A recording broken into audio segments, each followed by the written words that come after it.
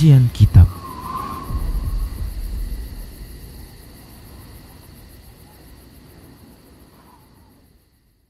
Bismillah, assalamualaikum warahmatullahi wabarakatuh.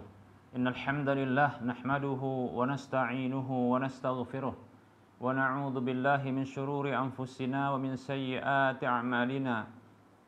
May yahdihillahu fala mudilla lahu wa may yudlilhu fala hadiya lahu.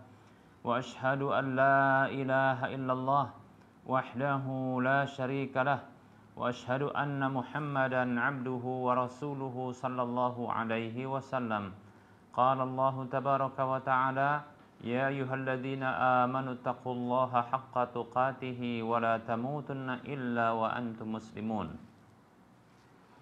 Ya ayyuhan nasu taqu rabbakumul ladzi khalaqakum min nafsin wahidah wa khalaqa minha zawjaha وبث منهما رجالا كثيرا ونساء واتقوا الله الذي تساءلون به والأرحام إن الله كان عليكم رقيبا يا أيها الذين آمنوا اتقوا الله وقولوا قولا سديدا يصلح لكم أعمالكم ويغفر لكم ذنوبكم ومن يطع الله ورسوله فقد فاز فوزا عظيما أما بعد فإن أصدق الحديث كتاب الله وخير الهدى هدى رسول الله صلى الله عليه وسلم وشر الأمور محدثاتها وكل محدثة بدعة وكل بدعة ضلالة وكل ضلالة في النار.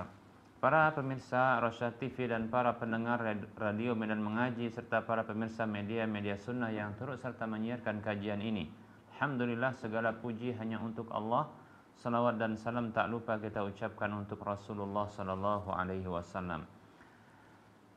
Para hamba Allah rahimani wa rahimakumullah, kita lanjutkan bahasan kitab Minhajul Muslim di bab yang keempat tentang ibadah dan masih membahas tentang ibadah zakat. Kali ini kita akan sebutkan tentang jenis-jenis harta yang wajib zakat padanya. Para hamba Allah rahimani wa rahimakumullah, perlu diketahui para ulama mereka berbeda pendapat tentang jenis-jenis harta yang wajib dizakati dengan perbedaan yang banyak. Ya, setidaknya mereka terbagi menjadi dua kelompok. Ya, ada yang mempersempit dari jenis-jenis harta yang wajib dizakati tersebut. Kemudian ada yang memperluas, ya, memperluas harta, cakupan harta yang wajib dizakati. Sampai-sampai itu diberlakukan untuk setiap harta yang dia bertumbuh kembang, demikian. Sampai-sampai pun tidak ada juga sebahagian dari ulama yang berpegang dengan prinsip atau diperluasan dari harta tersebut, ya, cakupan dari harta yang wajib dizakati itu sampai kepada harta yang tidak mempersyaratkan adanya nisab pada sebahagian harta tersebut. Baik para hamba Allah rahimani wa rahimakumullah, di antara para ulama yang mempersempit cakupan dari harta yang wajib dizakati itu, ya, nah ini seperti di antaranya adalah Ibnu Hazm dan orang-orang yang sependapat dengan beliau rahimahumullah, ya. Beliau membatasi kewajiban zakat hanya pada 8, ya, hanya pada 8 harta yang wajib dizakati tersebut. Para hamba Allah rahimani wa rahimakumullah, hanya pada 8, ya, emas, perak, ya, kemudian emas, perak, kemudian adalah unta, sapi, kambing, ya, kemudian kurma,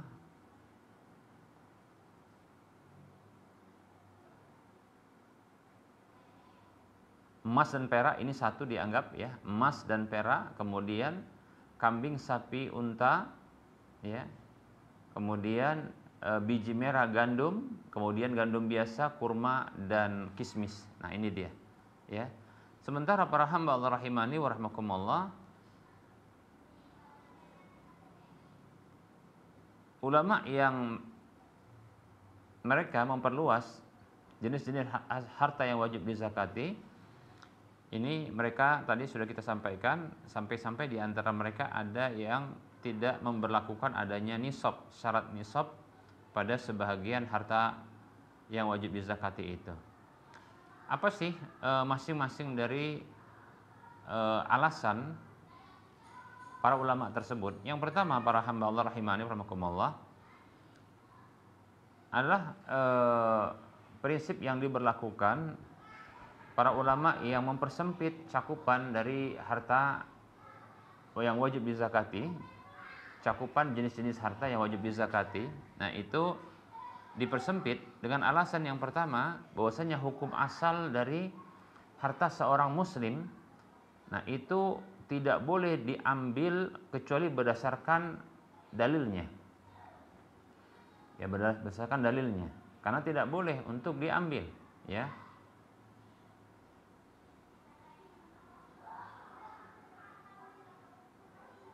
Nabi Shallallahu Alaihi Wasallam bersabda, ya, Nabi Shallallahu Alaihi Wasallam beliau bersabda, "Kullul muslimi 'alal muslimi haramun damuhu wa maluhu wa 'irduhu." Setiap muslim atas muslim yang lainnya haram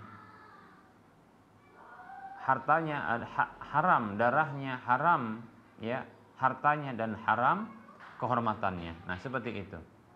Ya. Begitu juga Nabi sallallahu alaihi wasallam bersabda, Allah Subhanahu wa taala berfirman, "Ya ayyuhalladzina amanu la ta'kulu amwalakum bainakum bil batil." Wahai orang-orang beriman, ya janganlah kalian memakan harta sesama kalian dengan cara yang batil. Demikian, ya. Begitu para hamba Allah rahimani wa rahmakumullah. Dan Nabi sallallahu alaihi wasallam bersabda, "La yahillu malu imri'in muslimin illa bi tibin nafsi minhu." Dalam hadis yang sahih Nabi mengatakan tidak halal harta seorang muslim ya kecuali berdasarkan kerelaan darinya. Nah, seperti itu. Ya, kalau seorang muslim itu tidak rela atas diambilnya harta karena tidak ada ya ketetapan dari syariat, maka ini tidak halal, haram ya. Seperti itu para hamba Allah rahimani wa rahmakumullah. Kemudian alasan yang kedua, bahwasanya zakat itu adalah kewajiban syar'i. Hukum asalnya terlepas dari seorang muslim, seorang manusia itu terlepas dari kewajiban beban syariat tersebut, kecuali apa yang ya ditetapkan oleh dalil, kecuali apa yang datang dalil untuk menegaskannya. Ya. Sehingga jangan sampai kita mensyariatkan sesuatu yang tidak Allah izinkan ya dalam agama ini, demikian. Adapun qiyas, maka tidak boleh memberlakukannya khususnya dalam bab zakat ini. Ini menurut pendapat yang pertama, yang mempersempit ya cakupan dari jenis-jenis harta yang wajib dizakati. Kemudian ada kelompok yang kedua dari para ulama ini, yaitu para ulama yang mereka memperluas cakupan harta yang wajib dizakati, jenis-jenisnya. Di antara prinsip mereka itu adalah ya berdalil dengan keumuman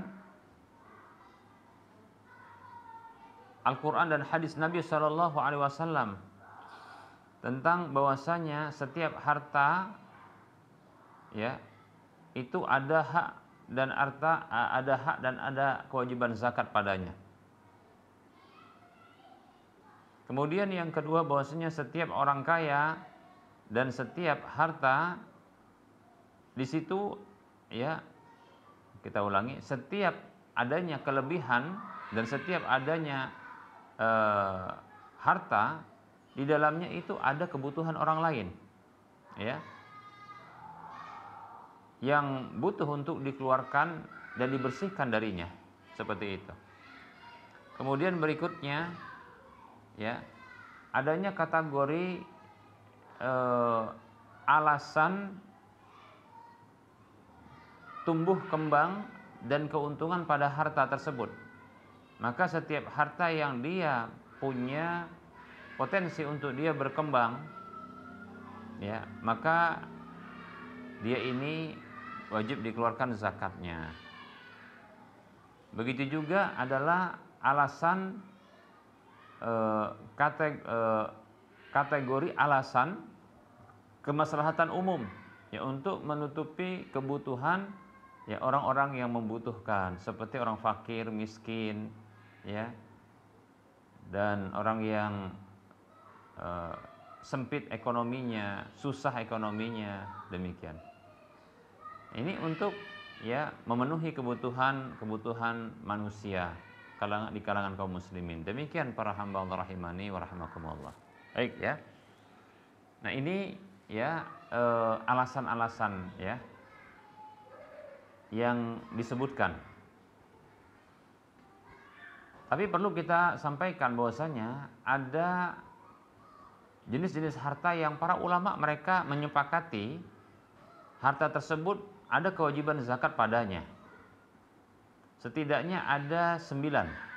Ya, 9. Ya, disebutkan yang pertama ya, yaitu emas, kemudian yang kedua perak. Jadi dibedakan. Az-zahabu yang pertama zahab, emas. Ini emasnya maksudnya emas yang kuning ya. Emas kuning. Bukan dia ya emas putih. Bukan juga emas hitam. Ya. Apalagi emas ganteng. Ini enggak ada di sini ya. Emas yang kuning. Ya. Kemudian al-fiddah, perak. Ini disendirikan ya. Walaupun keduanya tercakup pada kategori ya alat tukar. Kemudian yang ketiga ya itu adalah al-ibil, unta, kemudian al-baqar, sapi atau lembu, ya, kemudian yang kelima adalah ghanam, yaitu ya kambing. Ketiga ini disebut ya pada satu kategori, yaitu kategori hewan ternak yang digembalakan. Kemudian ada yang keenam, yaitu al-hinthah.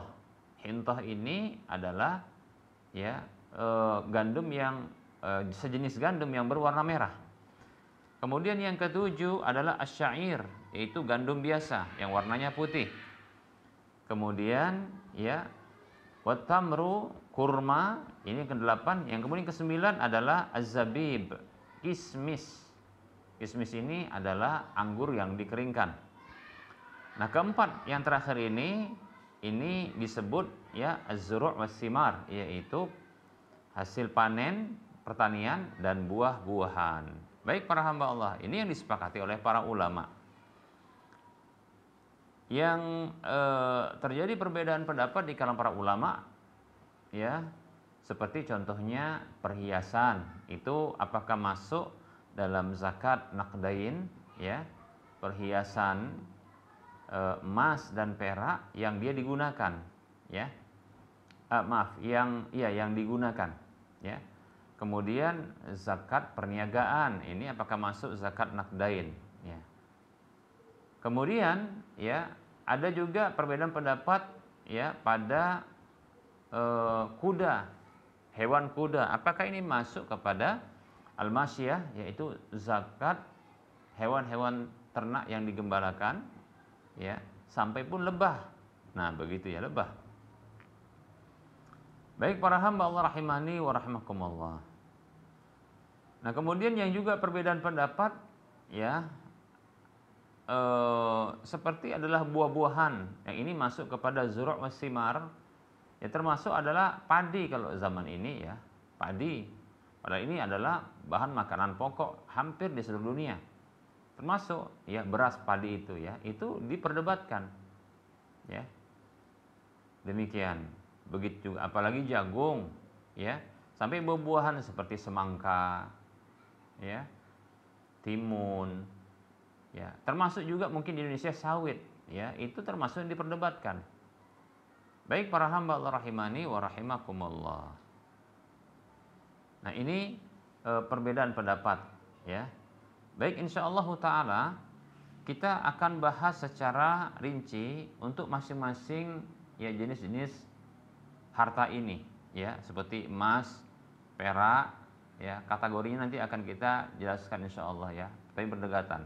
Kategori, ya, alat tukar, kemudian kategori hewan-hewan ternak yang digembalakan, kemudian kategori ya pertanian, hasil pertanian dan buah-buahan. Nanti akan kita bahas, yaitu terkait dengan apa-apa saja yang menjadi syarat-syarat wajibnya. Demikian para hamba Allah, ya.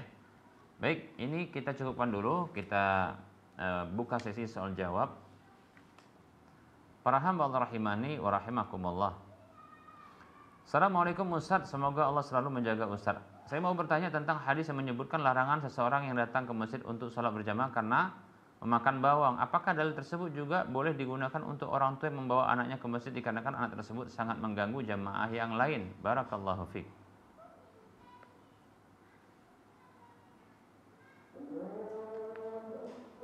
Bismillahirrahmanirrahim. Waalaikumsalam warahmatullahi wabarakatuh.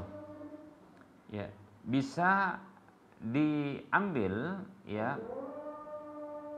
pendalilan atau kesimpulan hukum dari hadis larangan untuk ya memakan bawang ketika hendak ke masjid, itu yaitu membawa anak yang mengganggu ya di masjid. Demikian. Ya, ini bisa jika memang punya sifat yang sama, yaitu sama-sama mengganggu. Demikian. Tapi permasalahannya kan belum tentu anak tersebut dia mengganggu, karena seperti anak tersebut adalah anak yang patuh dengan orang tuanya. Anak tersebut ya dia tidak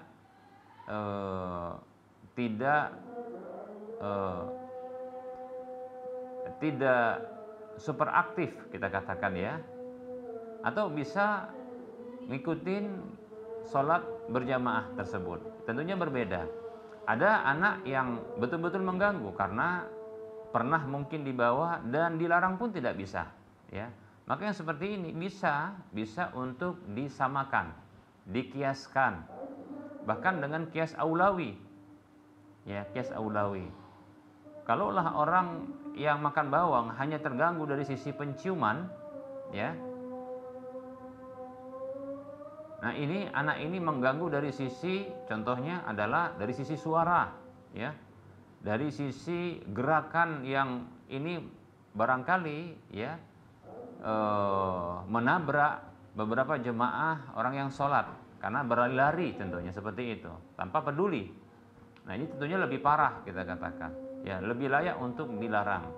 Wallahu ta'ala a'lam.